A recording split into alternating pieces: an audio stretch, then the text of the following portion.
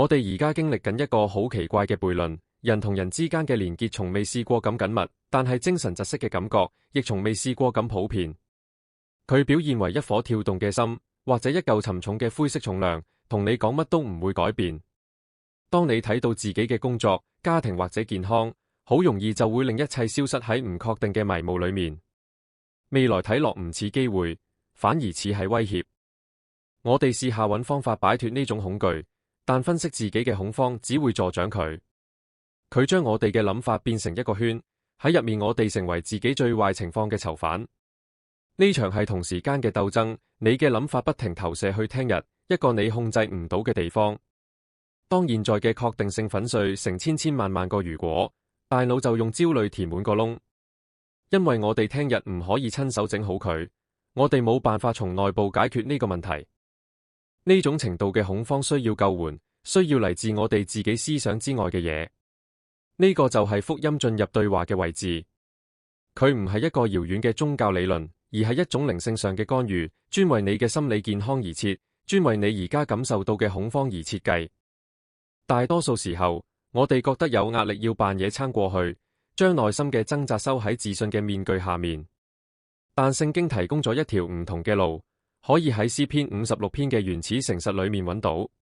經文冇話唔准驚，而係話當我驚嘅時候，我信任你。佢承認恐懼係真實嘅，仲將呢種脆弱變成救援嘅起點。呢種干預開始喺你唔再獨自對抗風暴嗰一刻。當你承認自己就浸親，你終於有一隻手可以捉住嗰隻一早已經伸向你嘅手。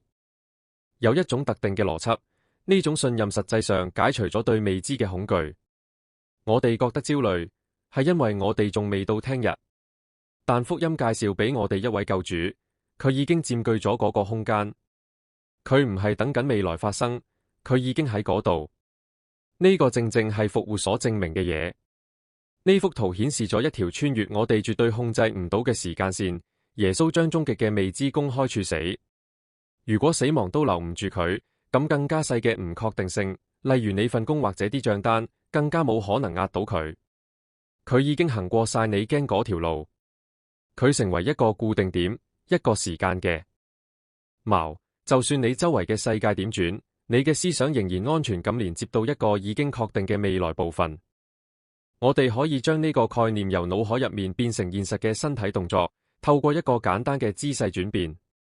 首先，揾出今日困擾住你嘅嗰個特定陰影，指出下個禮拜或出年邊樣恐懼令你心跳加速。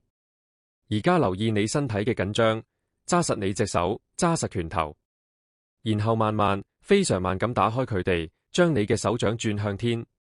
當你咁做嘅時候，講呢啲說話：主耶穌，我而家好驚，所以我信任你。我將煩惱交俾你，我得到你嘅安寧。你揸住我嘅聽日。喺呢一刻，你喺度移動重量。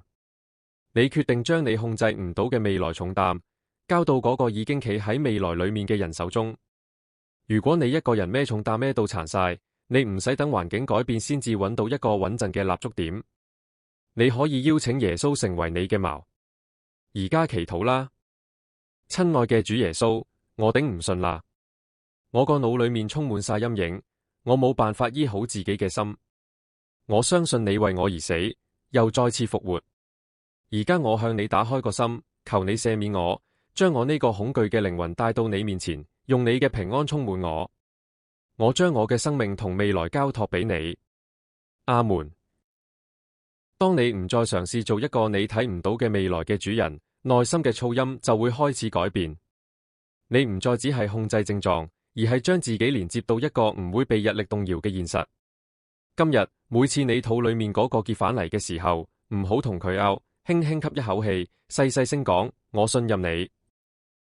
如果你作出咗呢個承諾，請喺留言度話俾我哋知。我將我嘅信任放喺他裏面，出面嘅暴風雨可能仲喺度，但你嘅內心已經有咗錨。